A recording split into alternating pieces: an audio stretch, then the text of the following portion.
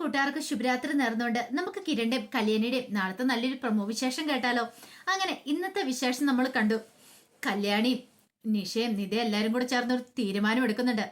കാരണം അവനെ അങ്ങനെ വെറുതെ വിട്ടിട്ട് കാര്യമില്ല. മനോഹറിനെ വീണ്ടും അവനൊരു പെൺകുട്ടിയെ ചതിക്കാനായിട്ട് ഇറങ്ങി തിരിച്ചിരിക്കുകയാണ്.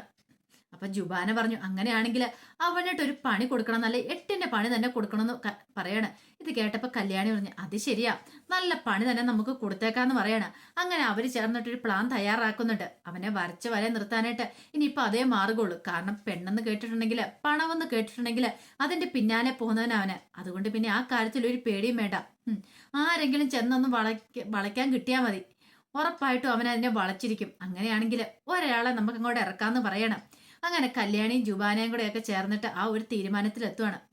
പിന്നീട് നിധിയോട് പറഞ്ഞ് കാര്യങ്ങളൊക്കെ മനസ്സിലാക്കുന്നുണ്ട്. അവനെ വിളിക്കണം, അവനെ വിളിച്ചു വരുത്തിയിട്ട് ചെയ്യേണ്ട കാര്യങ്ങൾ എന്താന്നൊക്കെ പറയുന്നുണ്ട്. എല്ലാം നിധ കേട്ടു, സമ്മതിച്ചു. കാരണം കുറെ പെണ്ണുങ്ങളെ ചതിച്ചവനാ. എന്നിട്ട് തന്റെ പിന്നാലെ നടന്ന് തന്നെ കല്യാണം കഴിച്ച് തന്റെ സ്വത്തും പണവും ഒക്കെ തട്ടിയെടുക്കാനായിട്ട് നടന്നേ. കൃത്യസമയത്ത് തന്നെ ഇവര് വന്നുകൊണ്ട് താൻ രക്ഷപ്പെട്ടു. അല്ലായിരുന്നെങ്കിൽ തന്റെ ജീവിതം ഇവരുടെ ജീവിതം പോലെ ആയിപ്പോയനം. അതൊക്കെ ഓർത്തപ്പോ സഹിക്കാൻ പറ്റിയില്ല. തന്റെ അച്ഛൻ കുവൈറ്റിൽ കിടന്ന് കഷ്ടപ്പെട്ടുണ്ടാക്കുന്ന കാശും തട്ടിയെടുക്കാൻ പോയി വന്നവനെ വെറുതെ വിട്ടിട്ട് കാര്യമുണ്ടോ? അങ്ങനെ ഒരു ചിന്തയൊക്കെ നിധയുടെ മനസ്സിലുണ്ടാകുന്നുണ്ട്. അങ്ങനെ രണ്ടും കൽപ്പിച്ചാണ് നിധ വീട്ടിലേക്ക് പോണേ. ഈ സമയത്ത് രാഹുല് വീട്ടിലേക്ക് വരുവാണ്. വന്നു കഴിയുമ്പോഴത്തേ ഷാരി അവിടെ ഇരിക്കുന്നുണ്ട്. ഷാരിനെ കണ്ടതും പറഞ്ഞു, ഇന്ന് അവന്റെ കാര്യത്തിൽ ഒരു തീരുമാനം ഉണ്ടാക്കുന്ന പറയാ. ആരുടെ കാര്യത്തില്? ആ ചന്ദ്രസേന്റെ കാര്യത്തില്. നടന്നത് തന്നെ. നിങ്ങളല്ലേ പോയത്. നിങ്ങൾക്ക് വേറെ ഒരു പണിയില്ല മനുഷ്യ. നിങ്ങൾ അയാളുടെ പുറകെ ചെല്ലുമ്പോ നിങ്ങൾക്കിട്ട് തന്നെ പണി കിട്ടുന്നല്ലാതെ അയാൾക്കിട്ടൊന്നും കിട്ടുന്നില്ലോ എന്ന് പറയാം. എടി, ഇത്രയും കാലം ഞാൻ അയാൾക്കിട്ട് മാത്രം പണി കൊടുക്കാൻ തീരുമാനിച്ചിട്ടുള്ളൂ. പക്ഷേങ്കില് ഇനി കരയാൻ പോണ ആരാന്നറിയാവോ? എന്റെ പെങ്ങള്, ആ രൂപയെന്ന് പറയുന്നവളാ. അവള് കരയണമെങ്കിൽ എന്റെ അനന്തരവന് എന്തേലും സംഭവിക്കണം. അവനെയും കൂടെ തീർക്കാൻ ഞാൻ പ്ലാൻ ഇട്ടിട്ടെന്ന് പറയാം. കൊള്ളാം കൊള്ളാം, നല്ല കളിയായിപ്പോയി. ആദ്യം നിങ്ങൾ നേരെ ഒന്ന് നിൽക്കാൻ നോക്ക്. നിങ്ങൾ ഏതെങ്കിലും ഒരു കളി കളിച്ചിട്ട് വിജയിച്ചിട്ടുണ്ടോന്ന് ചോദിക്കും. എന്നിട്ടാണോടി 10-25 വർഷക്കാലം ഞാൻ അവരെ രണ്ടുപേരെ വേർപിരിച്ചിരുത്തിയത്. അത്രയും ബുദ്ധിയും ബോധമൊക്കെ എനിക്കുണ്ടെങ്കിൽ ഈ രാഹുലിന് എന്ത് ചെയ്യണമെന്നറിയാം. രാഹുൽ ഇത്രയും കാലം ശരിക്കും കളത്തിൽ ഇറങ്ങിയിട്ടില്ല, അതുകൊണ്ടാ. പക്ഷെ ഇനി ശരിക്കും രാഹുൽ കളത്തിൽ ഇറങ്ങാൻ പോണേന്ന് പറയാണ്. അപ്പോഴേക്കും സരയോ ഇങ്ങോട്ടേക്ക് വന്നു. കളത്തിൽ ഇറങ്ങണ പോലും നിങ്ങൾ എന്റെ മനുവേട്ടനെ അങ്ങോട്ട് പറഞ്ഞു വിട്ടില്ലേ? നിങ്ങൾ ഒറ്റ എഴുത്തം കാരണം എന്റെ മനുവേട്ടനെ വീട് വിട്ടു പോയത്. എന്റെ മനുവേട്ടൻ തിരിച്ചു പോലും വന്നിട്ടില്ല. നിങ്ങളുടെ ദുഷ്ടത്തരം കാരണം മനുവേട്ടൻ ഇങ്ങോട്ട് വന്നില്ലെങ്കിലുണ്ടല്ലോ മിക്കവാറും നിങ്ങളെ കൊല്ലാൻ പോകുന്ന ഞാനായിരിക്കും എന്ന് പറയണ. ഇത് കേട്ടപ്പോ ശാരി പറഞ്ഞു, മോളെ നീ ഒന്നും മിണ്ടായിരിക്കാൻ പറയണ. എന്തിനും മിണ്ടായിരിക്കണം? എന്റെ മനുവേട്ടന് ഇവിടെ നിന്ന് ഇറങ്ങി പോയിട്ടുണ്ടെങ്കിൽ അതിന്റെ പൂർണ്ണ ഉത്തരവാദിത്തം ഇയാൾക്കാന്ന് പറയണം. ഇത് കേട്ടപ്പോ രാഹുൽ പറഞ്ഞു, അക്ഷരം പോലും നീ മിണ്ടിപ്പോയേക്കല്. അവളുടെ ഒരു മനുവേട്ടൻ വന്നിരിക്കുന്നു. അവന്റെ സ്വഭാവം ശരിക്കും അറിയത്തില്ലാത്തോണ്ടാന്ന് പറയണം. ഇത് രാഹുൽ പറഞ്ഞു കഴിഞ്ഞപ്പോഴത്തേനും സരയെ പറഞ്ഞു, എനിക്കറിയാം എന്റെ ഭർത്താവിന്റെ സ്വഭാവം എന്താന്ന്. നിങ്ങൾ കൂടുതൽ എന്നെ പഠിപ്പിക്കാൻ വരുമൊന്നും വേണ്ട. ഒരു അച്ഛനും അമ്മയും വന്നിരിക്കുന്നു, എന്നെ കൊണ്ട് കൂടുതൽ പറയിപ്പിക്കില്ല എന്നൊക്കെ പറഞ്ഞ് കയറി പോവാണ്. ഈ സമയം ശാരി പറഞ്ഞു, അവളുടെ ഓരോ പ്രവൃത്തിയെ കണ്ടിട്ട് എനിക്ക് തന്നെ പേടിയാവുന്നുണ്ട്. അവസാനം ഇത് എവിടെ ചെന്ന് നിൽക്കുന്നു പോലും അറിയത്തില്ല. അപ്പനാണെങ്കിൽ ഇങ്ങനെ നടക്കുന്നു, മകളാണെ ആ വിധം നടക്കുന്നു. ഇതിനകത്ത് കിടന്നുരുകുന്ന ആള് ഞാനുമാണ്. എനിക്ക് എന്ത് ചെയ്യണമെന്ന് പോലും അറിയത്തില്ല എന്ന് പറയാണ്. ആ സമയം കല്യാണി വീട്ടിലേക്ക് വരുവാണ്. വീട്ടിലേക്ക് വന്നു കഴിയുമ്പോഴത്തേനും കിരൺ കാര്യങ്ങളൊക്കെ ചോദിച്ചു കഴിയുമ്പോൾ കല്യാണി പറഞ്ഞു, അതെ, മനോഹറിനെ പൂട്ടാനായിട്ട് ഒരാളെ ഞാൻ ഏർപ്പാടാക്കിയിട്ടുണ്ടെന്ന് പറയണം. ഏർപ്പാടാക്കിയിട്ടുണ്ട്? അതെ.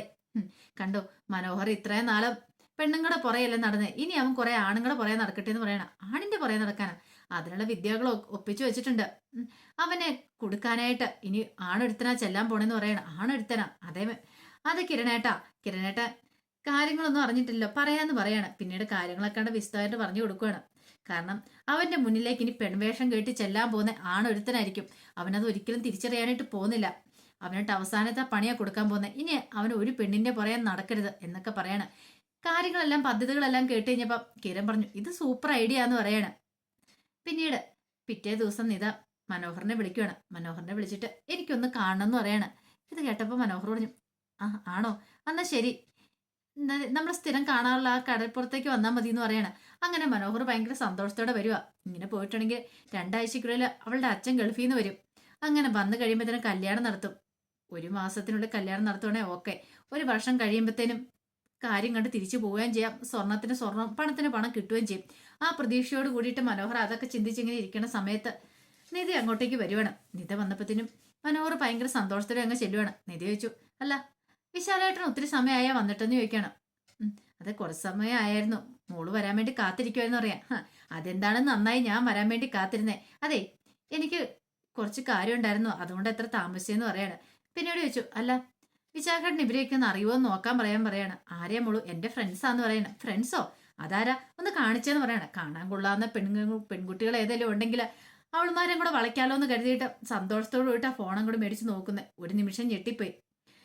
ജുബാനെ അതോടൊപ്പം തന്നെ നിഷെ അവരുടെയൊക്കെ മുഖം കണ്ടപ്പോൾ കല്യാണ ഫോട്ടോ നിൽക്കുന്നു. അവസാനം സരുവിനെയും കൂടെ കാണിക്കുകയാണ്. ഇതാരാന്നും മനസ്സിലായെന്ന് ചോദിക്കും. പെട്ടെന്ന് ഒരു നിമിഷം മനോഹർ ഞെട്ടിപ്പോയി. അല്ല മോളൂ, ഇത് മനസ്സിലായില്ലല്ലേ? ഇത് ഇപ്പോഴത്തെ നിങ്ങളുടെ ഭാര്യ, ഇതിനു മുമ്പ് കാണിച്ചൊക്കെ നിങ്ങളുടെ മുൻ ഭാര്യമാര് എന്നൊക്കെ പറയാണ്. ഒരു നിമിഷം മനോഹറിന് എന്ത് മറുപടി പറയാൻ നടത്തില്ല. നീ എന്താടാ വിചാരിച്ചേ? ഇവരുടെ എല്ലാം കഴുത്തി താലി അറുത്തിട്ട് എന്നെ ചതിക്കാനായിട്ട് വന്നിരിക്കുന്നു. ഞാൻ ഈ സത്യങ്ങളൊക്കെ അറിയില്ലെന്നോ? കൃത്യസമയത്ത് തന്നെ അറിഞ്ഞുകൊണ്ട് നിന്റെ കള്ളത്തരൊക്കെ എനിക്ക് പൊക്കാനായിട്ട് പറ്റി എന്നും പറഞ്ഞുകൊണ്ട് ആ കോളറിന് അങ്ങോട്ട് കയറി കുത്തിപ്പിടിക്കുകയാണ്. മേലാല് എന്റെ കൺവെട്ടത്ത് പോലും കണ്ടേക്കരുത്. ഒരു പക്ഷേങ്കില് എന്റെ അച്ഛനും അമ്മയും ചെന്ന പുണ്യത്തിന്റെ ബലമായിരിക്കും എനിക്കിപ്പം നിങ്ങളിൽ നിന്ന് രക്ഷപ്പെടാനായിട്ട് പറ്റിയത്. അല്ലെങ്കിൽ ആ കൃത്യസമയത്ത് തന്നെ ആ പെൺകുട്ടികൾ എന്റെ മുന്നിലേക്ക് ഒന്ന് പെടില്ലായിരുന്നു. നിന്നെപ്പോലെ ഒരു ദുഷ്ടന്റെ കൈകളിൽ ഞാൻ വന്ന് പെട്ടായിരുന്നെങ്കിൽ എന്തായിരിക്കും സംഭവിച്ചിട്ടുണ്ടായിരിക്കുക? എനിക്ക് ചിന്തിക്കാൻ പോലും പറ്റുന്നില്ലെന്ന് പറയാണ്. ഇനി നീ ഒരു പെണ്ണിന്റെ പുറകെ നടക്കല് എന്നും പറഞ്ഞുകൊണ്ട് അവനെ ചെരുപ്പൂരി അടിക്കാൻ തുടങ്ങുവാണ്. അപ്പോഴേക്കും മനോഹർ അവിടുന്ന് പെട്ടെന്ന് തന്നെ എസ്കേപ്പ് ആവുകയാണ്. ഈ സമയം നിധി ഓർത്തു, കൃത്യസമയത്ത് തന്നെ അവര് വന്നില്ലായിരുന്നു തന്റെ ജീവിതം എന്തായി തീരും എന്നൊക്കെ ഓർക്കുവാണ്. മനോഹറിന് ഒരു കാര്യം മനസ്സിലായി. ഇത് ചീറ്റിപ്പോയി. എന്തൊക്കെ പ്രതീക്ഷകളായിരുന്നു. വെറുതെ ഒരാഴ്ച വായി നോക്കി നടന്ന മിച്ചം. അവൾ സത്യങ്ങളൊക്കെ അറിഞ്ഞു. ഇതിന്റെ പിന്നിൽ ആരായിരിക്കും? ആ കല്യാണി ആയിരിക്കോ? അതോ ഇനിയിപ്പോ നിശ്ചയായിരിക്കോ? ഒന്നും അങ്ങോട്ട് വിശ്വസിക്കാൻ പറ്റുന്നില്ല. എവിടെ ചെന്നാലും ഏതെങ്കിലും അവൾമാര് കാണുമല്ലോ. അതുകൊണ്ട് ഏതെങ്കിലും ഒരുത്തി കണ്ടു കാണുമായിരിക്കും. അതായിരിക്കും. പക്ഷെ അങ്ങനെ ഇതങ്ങോട്ട് ഞാൻ വെറുതെ വിടാൻ പോകുന്നില്ല. ഈ മനോഹർ തളരില്ല. ഈ മൂന്നാർ മുരുകൻ ആരാന്നാ അവര് ശരിക്കും അറിയാനായിട്ട് പോകുന്നുള്ളൂ എന്നൊക്കെ പറഞ്ഞിട്ട് മനോഹർ എന്ത് ചെയ്യുവാണ്, അങ്ങോട്ടേക്ക് പോവാണ്. ഇനിയിപ്പൊ അടുത്തൊരു പോമഴി കണ്ടെത്തേണ്ടിയിരിക്കുന്നു. അടുത്ത എവിടെയെങ്കിലും ഒരു സെറ്റപ്പ് വേണം, ഒരു മേച്ചിൽപ്പുറം തേടണം. അങ്ങനെ കരുതി അങ്ങോട്ടേക്ക് വണ്ടിയുടെ അടുത്തേക്ക് പോകുമ്പോഴത്തേനുമാണ് പെട്ടെന്ന് മനോഹർ ആ കാഴ്ച കാണുന്നത്. അത് സുന്ദരിയായിട്ടൊരു പെൺകുട്ടി നടന്നു വരുവാണ്. കണ്ടാൽ തന്നെ ഭയങ്കര അഴകാണ് കാണാനായിട്ട്. നല്ല ഭംഗിയുണ്ട്, നല്ല ആടിത്യമുണ്ട്. ഏതോ വലിയ കുടുംബത്തിലാന്ന് തോന്നേ. ആ നടപ്പും മട്ടും ഭാവവും ഒക്കെ കണ്ടാൽ തന്നെ അറിയാം. കൊള്ളാം, ഇതിനെ വളച്ചാലോ? കണ്ടിട്ട് കല്യാണം കഴിഞ്ഞില്ലെന്ന് തോന്നേ. പെട്ടെന്ന് മനോഹർ എന്ത് ചെയ്യണം, പതുക്കെ അടുത്തൂടെ പോയിട്ട് ദേഹത്തൊന്ന് തട്ടി അങ്ങോട്ട് പോവാണ്. ഒന്നും അറിയത്തില്ലാത്ത മട്ടില്. എന്നിട്ടൊരു സോറി ഇട്ടോന്ന് പറയണേ. ഇത് കേട്ട് കഴിഞ്ഞപ്പോഴത്തേനും ആ പെൺകുട്ടി പറഞ്ഞു, ഓ ഇറ്റ്സ് ഓക്കെ, കുഴപ്പമൊന്നുമില്ല എന്ന് പറയണേ. പെട്ടെന്ന് മനോഹർ പറഞ്ഞു, എന്ത് നല്ല സൗണ്ട്, ഇത്ര നല്ല സൗണ്ട് ഇതിനു മുമ്പ് ഞാൻ കേട്ടിട്ടില്ലെന്ന് പറയണേ. എവിടെയോ നല്ല പരിചയം ഉണ്ടെന്നൊക്കെ പറഞ്ഞുകൊണ്ട് മനോഹർ അടുക്കാൻ ശ്രമിക്കുകയാണ്. ഈ സമയത്ത് പെൺവേഷം കേട്ടി വന്നിരിക്കുന്ന ആണൊരുത്തനാണ് അവനെന്നുള്ള കാര്യം മനോഹറിന് മനസ്സിലായില്ല. അത്ര നല്ല പക്കയായിട്ടാണ് പെൺവേഷം കേട്ടിരിക്കുന്നത്. ഈ സമയത്ത് പറഞ്ഞു, അങ്ങനെ ഉണ്ടാകാൻ ചാൻസ് ഇല്ല, ഞാൻ ഇവിടെ ഇല്ലായിരുന്നു, കുറെ കാലം പുറത്തായിരുന്നു പറയണം. ആണോ? പിന്നീട് മനോഹറിന് ഇൻട്രസ്റ്റ് ആയി. മനോഹർ ഇങ്ങനെ ഓരോന്നോരോന്ന് ചോദിക്കാൻ തുടങ്ങി. അവളും ഇങ്ങനെ സംസാരിക്കാണ്ട് തുടങ്ങി. മനോഹറിന് മനസ്സിലായി ഇത് പെട്ടെന്ന് വളയുന്ന കേസാന്ന് തോന്നേ. അങ്ങനെയാണെങ്കിൽ തന്റെ കാര്യം രക്ഷപ്പെട്ടു. ഒരുത്തി പോയെങ്കിൽ എന്താ, അന്ന് തന്നെ വേറൊരുത്തിനെ സെറ്റപ്പ് ആക്കാൻ പറ്റിയില്ലേ? ആ ഒരു സന്തോഷത്തിൽ തന്നെ മനോഹർ.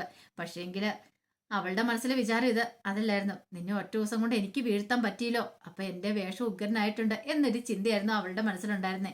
അങ്ങനെ മനോഹർ വീണ്ടും കുഴിയിലേക്ക് പോയി വീഴുവാണ്. അപ്പൊ അതിന്റെ വിശേഷങ്ങളൊക്കെയാണ് നാളെ നമ്മൾ കാണാൻ പോകുന്നത്. ആ വിശേഷങ്ങൾക്കായി നമുക്ക് എല്ലാവർക്കും കാത്തിരിക്കാം കേട്ടോ. ഒരിക്കൽ കൂടി എല്ലാവർക്കും നല്ലൊരു രാത്രി ആശംസിച്ചുകൊണ്ട്